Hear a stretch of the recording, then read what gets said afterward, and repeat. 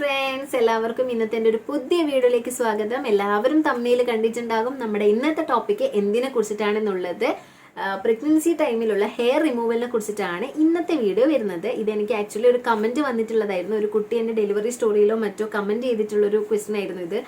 എങ്ങനെയാണ് ഡെലിവറി, അതായത് പ്രഗ്നൻസി ടൈമിൽ എങ്ങനെയാണ് ഹെയർ റിമൂവൽ ചെയ്യേണ്ടത്, ഓരോ വിസിറ്റിനും ഹോസ്പിറ്റലിൽ പോകേണ്ട ടൈമിൽ ഈ ഒരു ഹെയർ റിമൂവൽ ചെയ്യേണ്ട ആവശ്യമുണ്ടോ, അതുപോലെ ഡെലിവറി ടൈമിൽ ഹോസ്പിറ്റലിൽ നിന്ന് ഹെയർ റിമൂവൽ ചെയ്ത് തരുമോ എന്നുള്ളതിനെ കുറിച്ചിട്ടുള്ള അപ്പോൾ അത് ചോദിച്ചത് കൊണ്ടാണ് ഈ വീഡിയോ ചെയ്യുന്നത്. ആക്ച്വലി കുറച്ച് ഡിലേ ആയിട്ടുണ്ട് ഞാൻ വീഡിയോ ചെയ്യാൻ വേണ്ടിയിട്ട്. എൻ്റെ ഇത്തിരി തിരക്കും കാര്യങ്ങളൊക്കെ ആയതുകൊണ്ടായിരുന്നു.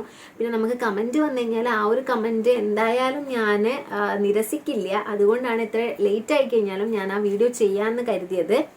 സോ നമുക്ക് ടൈം കളയാതെ വീഡിയോയിലേക്ക് പോകാം. അപ്പം വീഡിയോയിലേക്ക് പോകുന്നതിന് മുന്നേ എപ്പോഴും പറയുന്നത് പോലെ ചാനൽ ആദ്യമായിട്ടാണ് ആരെങ്കിലും കാണുന്നുണ്ടെങ്കിൽ എൻ്റെ ചാനലൊന്ന് പ്ലീസ് സബ്സ്ക്രൈബ്, അതുപോലെ വീഡിയോസൊക്കെ കണ്ടിട്ട് ഇഷ്ടമാണെങ്കിൽ ലൈക്ക് കൂടി ചെയ്യണേ. പിന്നെ ചാനൽ സബ്സ്ക്രൈബ് ചെയ്യാതെ നിങ്ങൾ ആരെങ്കിലും വീഡിയോസ് കാണുന്നുണ്ടെങ്കിൽ ഒന്ന് ആ സബ്സ്ക്രൈബ് ബട്ടൺ കൂടി ഒന്ന് ക്ലിക്ക് ചെയ്തേക്കേ.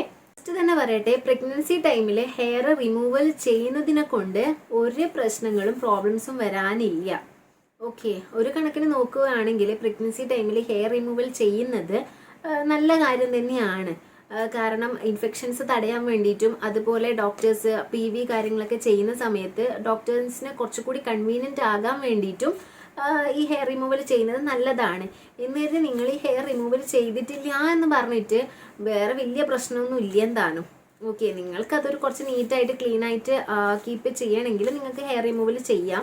അല്ലാതെ മസ്റ്റായിട്ട് കമ്പൽസറി ആയിട്ട് ചെയ്യണം എന്നുള്ളതൊന്നുമില്ല. നിങ്ങളുടെ ഹെൽത്ത് കണ്ടീഷനും കാര്യങ്ങളൊക്കെ നോക്കിയിട്ട് നിങ്ങൾക്ക് ഹെയർ റിമൂവൽ ചെയ്യാം. ഓക്കെ, പിന്നെ എല്ലാ വിസിറ്റിനും ഹോസ്പിറ്റലിൽ പോകുന്ന സമയത്ത് ഹെയർ റിമൂവൽ ചെയ്യണോ എന്നുള്ളത് ചോദിച്ചിട്ടുണ്ടായിരുന്നു. അങ്ങനെ എല്ലാ സമയത്തും പോകുമ്പോഴും ഹെയർ റിമൂവൽ ചെയ്യേണ്ട ആവശ്യമൊന്നുമില്ല. ഞാൻ പറഞ്ഞില്ല, അതൊക്കെ നിങ്ങളെ ഡിപ്പെൻഡ് ചെയ്തിട്ടാണ്. നിങ്ങൾ ഹെയർ റിമൂവ് ചെയ്യുന്നതും അല്ലെങ്കിൽ ചെയ്യാതിരിക്കുന്നതും നിങ്ങളെ ഡിപ്പെൻഡ് ചെയ്തിട്ടാണുള്ളത്.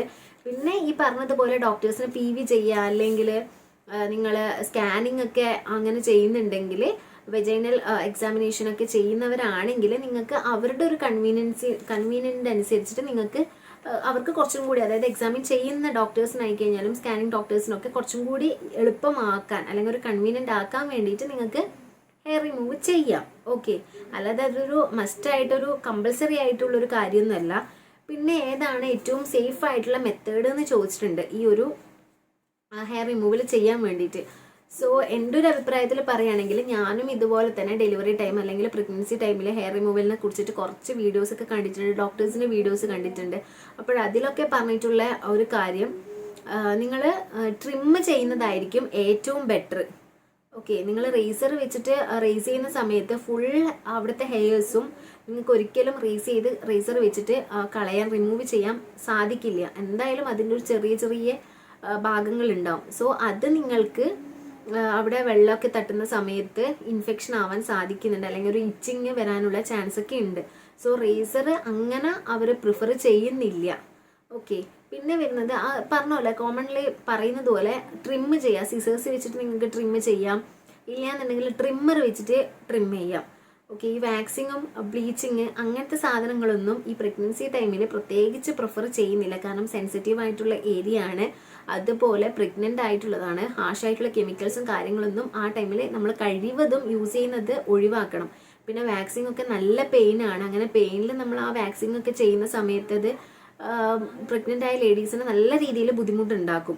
സോ എപ്പോഴും എല്ലാവരും പ്രിഫർ ചെയ്യുന്നത്, ഞാൻ കണ്ട വീഡിയോസിലൊക്കെ പ്രിഫർ ചെയ്യുന്നത് ഹെയർ റിമൂവലിന് ട്രിം ചെയ്യാൻ വേണ്ടിയിട്ടാണ്. ഏതാ നിങ്ങൾക്ക് സിസേഴ്സ് ഉപയോഗിക്കാം, ഇല്ലയെന്നുണ്ടെങ്കിൽ ട്രിമ്മർ വെച്ചിട്ട് ട്രിം ചെയ്യാം.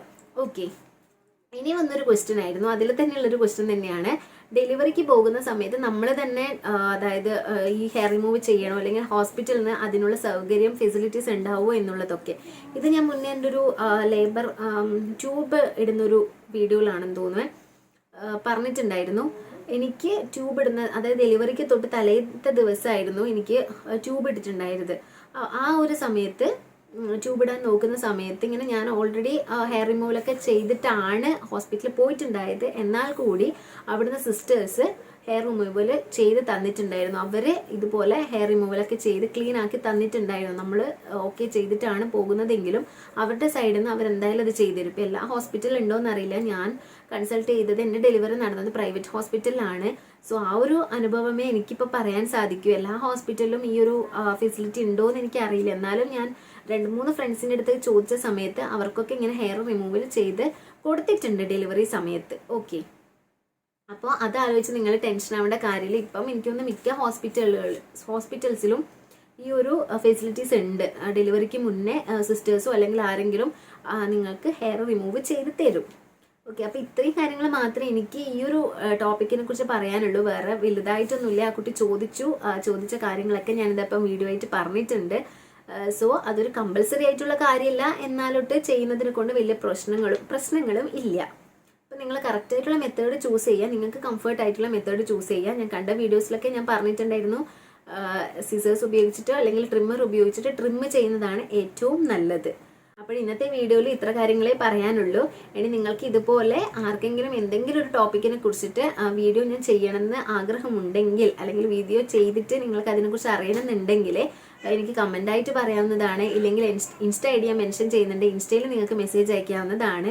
ഓക്കെ, എങ്ങനെ അയക്കഴിഞ്ഞാലും ഞാൻ ആ ടോപ്പിക്കിനെ കുറിച്ചിട്ട് എനിക്ക് അറിയുന്ന കാര്യങ്ങളാണെങ്കിൽ ഞാൻ വീഡിയോ ചെയ്യും. അറിയാത്ത കാര്യങ്ങൾ പറഞ്ഞിട്ട് വീഡിയോ ചെയ്യാൻ പറഞ്ഞാൽ ഞാൻ അത് കമൻറ്റിൽ തന്നെ പറയും, എനിക്കറിയില്ല, സോറി വീഡിയോ ചെയ്യാൻ പറ്റില്ല എന്നുള്ളത്. സോ എനിക്ക് അറിയുന്ന കാര്യങ്ങളാണ്, ഞാൻ എക്സ്പീരിയൻസ് ചെയ്തിട്ടുള്ള കാര്യങ്ങളാണെങ്കിൽ ഞാൻ എന്തായാലും വീഡിയോ ചെയ്യുന്നതായിരിക്കും. അപ്പോൾ ഇന്നത്തെ നമ്മൾ വീഡിയോ ഇത്രയേ ഉള്ളൂ. അടുത്തൊരു വീഡിയോ ആയിട്ട് വരുന്നത് വരെ ബൈ, താങ്ക് യു.